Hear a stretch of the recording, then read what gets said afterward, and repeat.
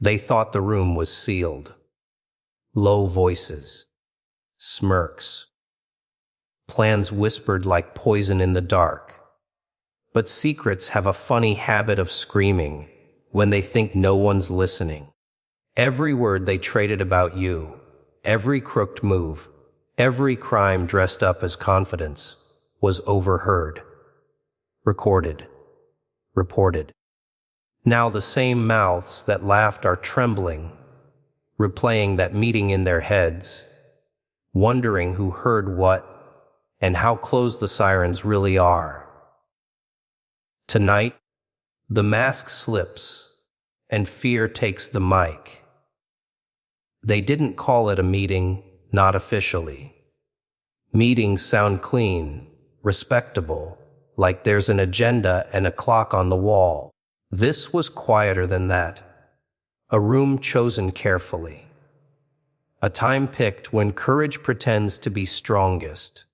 Chairs pulled close, voices lowered, eyes darting toward the door every few seconds like the door itself was listening. They smiled when they sat down. The kind of smiles people wear when they believe they're untouchable. You weren't there, and that made them bold. Your absence gave them permission to speak freely, to peel off the polite faces and let the real ones breathe for a moment. Funny thing about secrecy, it makes people sloppy. They think silence is loyalty. They think walls are deaf. They think shadows work for them. They leaned in, one after another, passing words like contraband. Names were dropped casually at first, like jokes, like harmless gossip. Then the tone shifted. You could hear it in the pauses, in the way laughter got thinner. Plans started crawling onto the table.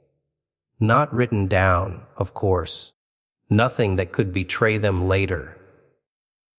Just memories, they thought. Just air vibrating. They convinced themselves that as long as nothing was recorded, nothing existed. That's the sweet illusion. The one that keeps people talking longer than they should. The one that makes them confess without realizing they're confessing. They believed this circle was safe. They believed everyone in that room was on the same side. Same fear. Same hunger. Same guilt. They talked about moves they'd already made, about lines they'd crossed, and how easy it was. They reassured each other that no one would ever connect the dots. That you were too busy, too distracted, too underestimated to notice. They used your name like a toy, tossing it back and forth, testing how much damage it could take. Some of them felt powerful saying it out loud. Others felt nervous, but stayed quiet because silence felt safer than disagreement. That's how these rooms work. The loudest confidence sets the tone, and everyone else follows, even when their stomach tightens. Especially when their stomach tightens. What they didn't notice was how exposed they already were. How secrecy doesn't shrink sound, it sharpens it. How whispers carry further than shouts when the wrong ears are nearby. They didn't notice the shift in the air when truth started stacking up too neatly, detail after detail, story after story, forming a picture no one could erase later. They didn't notice because they were too busy congratulating themselves for being clever, for being ahead, for controlling the narrative. That's always the moment it slips. Right when people feel smartest, the trap closes quietly. No drama, no warning. Just the realization, much later, that the room was never as private as they imagined, that every secret shared was a thread, and together those threads were already tightening around them while they laughed, leaned closer, and kept talking about things that should never have been said in the first place, in a room that was never really empty, at a table where the silence was already taking notes, waiting patiently, listening to every word, memorizing every pause, every nervous chuckle, every careless confession, until the secret meeting stopped being a secret at all and became something much heavier, something that would follow them long after the chairs were pushed back, the lights were turned off, and they walked out thinking they were still invisible, still safe, still in control of a story that was already moving without them, already breathing, already awake, already. Funny thing is, they tried to talk about everything else first. Whether work, small victories they pretended were big, like circling the drain before finally admitting what they all came there for. Your name didn't arrive loudly. It crept in, slid between sentences. Someone mentioned it like an accident, then paused to see how the room reacted. No one laughed. No one objected. That silence was permission. After that, your name became the centerpiece, the gravity pulling every thought back to the same place. They said it again, slower, more deliberate, like saying it enough times would make it less threatening. Like repeating it would shrink you. They framed it like concern at first. You know how that goes. We should keep an eye on them. They're changing. They're not as predictable anymore. Concern is just fear wearing a tie, and fear spreads fast in closed rooms. Each person added their version of you, stitched together from jealousy, insecurity, and bad assumptions. To them, you were a problem that needed managing, a variable that refused to stay in its box. They talked about how you used to be easier, quieter, smaller. That version of you made them comfortable.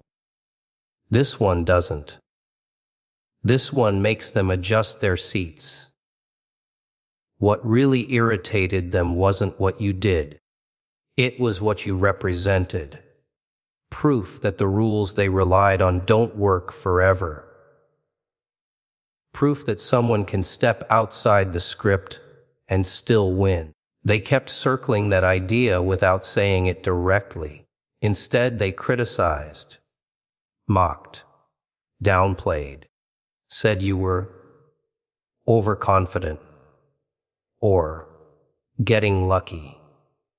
People say those words when they're trying to convince themselves more than anyone else. You could hear the strain, the way their voices tightened when they talked about your momentum. Momentum terrifies people who depend on control. Someone brought up a moment, a look you gave, a decision you made.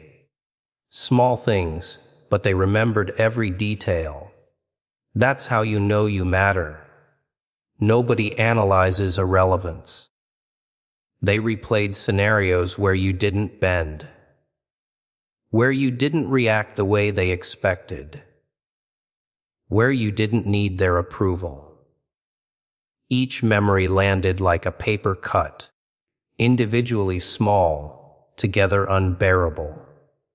They wondered out loud how much you knew. Whether you were aware of the games, the whispers, the quiet attempts to slow you down. That question hung in the air longer than anything else. Because deep down, they suspected you knew more than you ever showed. Your name stopped sounding casual. It gained weight. It started changing the energy in the room. People interrupted each other more. Defensiveness crept in. One person insisted you weren't a threat, said it too quickly, too loudly. Another pushed back, listing reasons why you were becoming dangerous to their comfort, their image, their plans. Dangerous not because you attacked, but because you existed without permission. Because you moved forward without asking if it was okay. Because you didn't need to sit in that room to dominate the conversation. By then, everything was about you. Every so-called solution, every suggestion, every nervous laugh traced back to the same source. You were the reference point, the measuring stick, the uninvited guest sitting at the center of the table, without ever walking through the door. They talked about containing you, about narratives, about keeping things under control. But the more they spoke, the clearer it became that control had already slipped. Your name had hijacked the meeting. Your presence filled the silence between their words. And even as they tried to sound confident, their eyes betrayed them, flicking away, jaws tightening, hands clenching. Because nothing scares people more than realizing the person they're plotting about is already ahead of the conversation, already outside the room, already moving freely while they're trapped repeating the same fears, the same stories, the same excuses. Over and over, your name echoing louder each time, refusing to stay small, refusing to behave, refusing to disappear, sitting there like a grin they can't wipe off the walls, watching them unravel as they keep talking and talking and talking. That's where the tone really changed. When talk turned from opinions to actions, from feelings to facts, you could almost hear the air thicken. The jokes dried up. Smiles became stiff like they were glued on and starting to crack. Someone said too much, then tried to laugh it off. Another jumped in to clarify, but clarifications only made it worse. Details started piling up, not dramatic confessions, just casual mentions, half proud, half careless. The kind of things people say when they think everyone in the room is already dirty enough to understand. They spoke in fragments, assuming context would protect them. Assuming shared guilt was the same as safety, they described things they'd done like it was strategy, smart moves, necessary shortcuts. They justified every step before anyone could question it. That's always the tell. Innocent people don't rehearse excuses. They don't layer explanations before accusations even exist. But these people were prepared. Prepared because they knew. Because somewhere deep inside, they felt the weight of what they were carrying. So they talked faster, filled gaps, covered silence with words. Silence is dangerous in rooms like that. Silence makes people think, and thinking leads to panic. One of them bragged just a little, a subtle flex, a reminder of how untouchable they believed they were. That set off a chain reaction. Others chimed in, adding their own stories, their own proof of cleverness.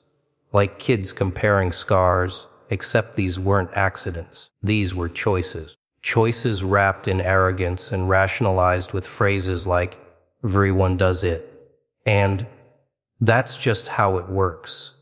They convinced themselves morality was optional if the outcome benefited them. That laws were suggestions meant for weaker people. You could hear the confidence wobble as they spoke, though. Every boast came with a quick glance around the table, checking faces, measuring reactions, making sure no one flinched. They didn't notice how repetitive they became, how often they repeated the same details, the same justifications, like repetition could turn wrong into right, like saying it again would erase the risk. But repetition does the opposite. It sharpens memory. It etches moments deeper. The more they talked, the clearer the picture became. Not just isolated acts, but patterns. Not mistakes, but habits. The kind of habits that leave trails. Trails people eventually follow.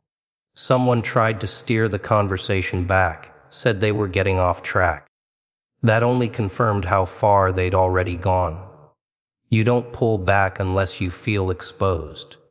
Another person suggested they should stop talking about specifics. Too late. Specifics had already spilled out, scattered across the table like broken glass. You can't sweep that up without cutting yourself. The room shifted again. Nervous energy replaced bravado. Voices dropped. Sentences shortened. The realization crept in slowly. Then all at once, this wasn't just talk anymore. This was evidence forming in real time. What they never realized was how fragile secrecy becomes once truth is spoken aloud. Words don't vanish. They linger. They bounce. They find cracks. And in that room, with every careless sentence, they were building something they couldn't control. A story that didn't belong to them anymore. They thought power came from knowing each other's sins. They thought mutual guilt was protection. But guilt doesn't bind people together forever. It makes them desperate, and desperate people make mistakes. By the time someone finally suggested ending the meeting, the damage was already done. The room felt smaller, the walls closer. Paranoia replaced confidence. They started imagining ears where there were none, shadows moving when nothing did. The irony was beautiful. They were right to be afraid, just too late. Every crime they'd spoken about so casually now sat between them. Heavy and undeniable, no longer just shared secrets but loose threads dangling in the open, waiting for the slightest pull, waiting for the moment someone outside that room decided to listen, to connect, to report. While they sat there realizing that the things they thought made them powerful were the very things that had finally cornered them, trapped them in their own words, in their own voices, in a truth they could no longer laugh away, no longer minimize, no longer control. As the weight of what they'd said pressed down harder and harder, and the silence that followed felt louder than anything they'd confessed so far, that's when reality finally knocked, not loudly, not with sirens or flashing lights, but with that slow, creeping dread that crawls up the spine when people realize the story no longer belongs to them. Someone outside that room heard enough. Maybe not everything. They never need everything. Just enough to recognize a pattern.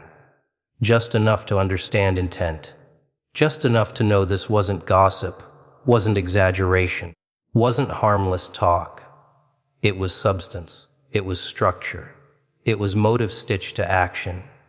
And once that understanding exists, it doesn't stay quiet for long. Truth has a nasty habit of walking straight toward authority when fear tries to bury it. They didn't know when it happened.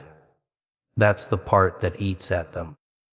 Was it during the confident laughter, the careless brag, the moment someone tried to sound impressive instead of careful? They replay it all in their heads now, frame by frame, searching for the second everything tipped.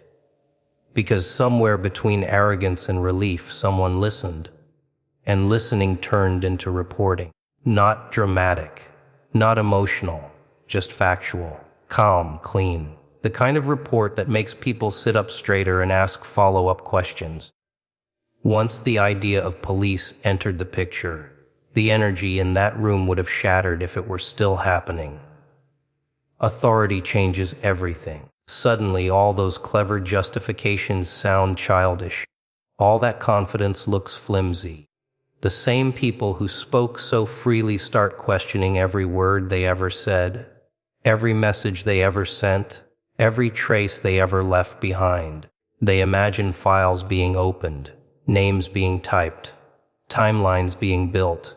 They imagine faces that don't smile, voices that don't care about excuses, eyes trained to spot lies the way predators spot weakness. What terrifies them most isn't punishment, it's exposure, being seen clearly, being stripped of the masks they wore so comfortably. Because authority doesn't deal in stories, it deals in facts, and facts don't flinch. They don't care how confident you sounded in a private room. They don't care who agreed with you. They don't care how normal you tried to make it all seem. Facts line things up and ask simple questions with devastating consequences. Who, when, how, why? Questions that turn bravado into sweat. They start turning on each other quietly at first. Subtle shifts, shorter replies, less eye contact. Everyone wondering who talked, who slipped, who panicked. Loyalty dissolves fast when consequences appear. The same people who reassured each other that they were safe now see each other as liabilities. Every shared secret becomes a potential weapon. Every memory becomes a risk. They realize too late that the real danger was never you. It was each other. It was the belief that mutual wrongdoing creates bonds instead of fractures. And then there's the waiting. That unbearable stretch of time where nothing happens, which somehow feels worse than if something did. Every knock sounds louder. Every phone buzz feels heavier. They start imagining conversations happening without them. Officers comparing notes. Voices saying, "This lines up." They try to prepare statements in their heads, rehearsing innocence, rehearsing confusion, rehearsing ignorance. But rehearsed innocence always sounds rehearsed. Authority can smell that from a mile away. What really twists the knife is knowing this didn't come from force. No raids, no threats, no pressure. Just listening. Just someone deciding that what they heard crossed a line. That makes it impossible to dismiss. You can fight an enemy. You can blame a rival. But how do you fight your own words? How do you argue with something you volunteered so freely? They handed the truth over themselves, wrapped it in confidence, and assumed it would never be unwrapped. Now every move feels watched, even when it isn't. Paranoia fills the gaps. They clean things that don't need cleaning, delete things that already exist elsewhere, rewrite histories that have witnesses. Damage control becomes a full-time obsession, and still nothing feels secure. Because once law enforcement knows where to look, silence becomes meaningless. Silence doesn't erase trails. Silence just gives investigators time. They thought the worst thing that could happen was being talked about, being exposed in whispers, being judged socially. They never imagined consequence with structure, consequence with paperwork, consequence with badges and procedures and calm voices that don't argue, don't threaten, don't rush. Just wait. Just watch. Just collect. And the irony is beautiful. All that secrecy, all that plotting, all that effort to stay hidden, undone not by an enemy crashing the door, but by the simple act of someone hearing too much and deciding it needed to be heard by the right people, leaving them suspended in that awful space between knowing and not knowing, between freedom and accountability, between the version of themselves they pretended to be and the version that's about to be written down, cataloged, and followed to its logical conclusion. While they sit with the realization that the police don't need drama, don't need fear, don't need chaos, they just need time.